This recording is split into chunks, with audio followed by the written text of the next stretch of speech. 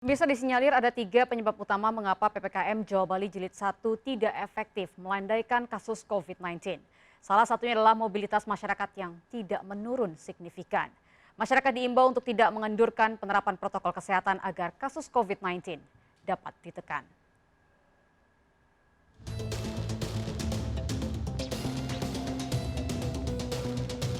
Pemerintah memutuskan memperpanjang pemberlakuan pembatasan kegiatan masyarakat (PPKM) di Jawa dan Bali mulai 26 Januari hingga 8 Februari 2021.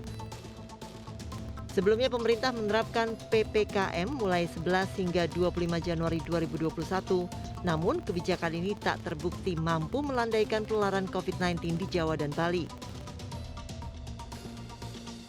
Kasus COVID-19 pada PPKM tahap 1, data Satuan Tugas Penanganan COVID-19 pada pekan pelaksanaan PPKM, hanya kasus mingguan di Banten dan Yogyakarta yang turun masing-masing sebesar 4,6% dan 1,4%.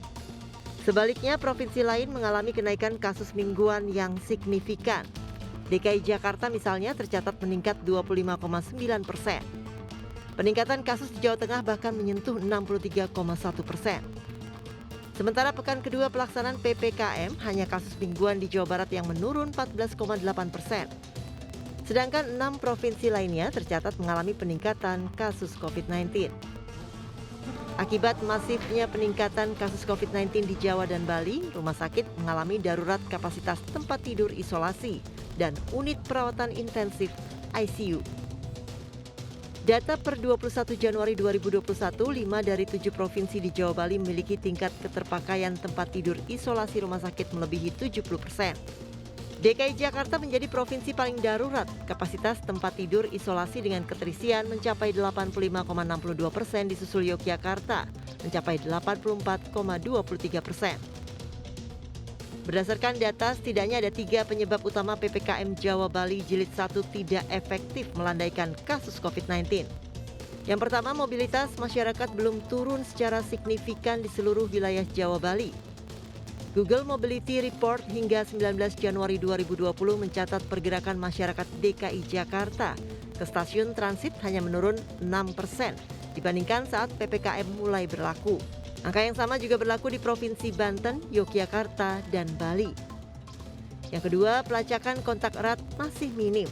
Data kawal COVID-19 rata-rata rasio lacak isolasi atau RLI di Jawa Bali baru sebesar 1,03.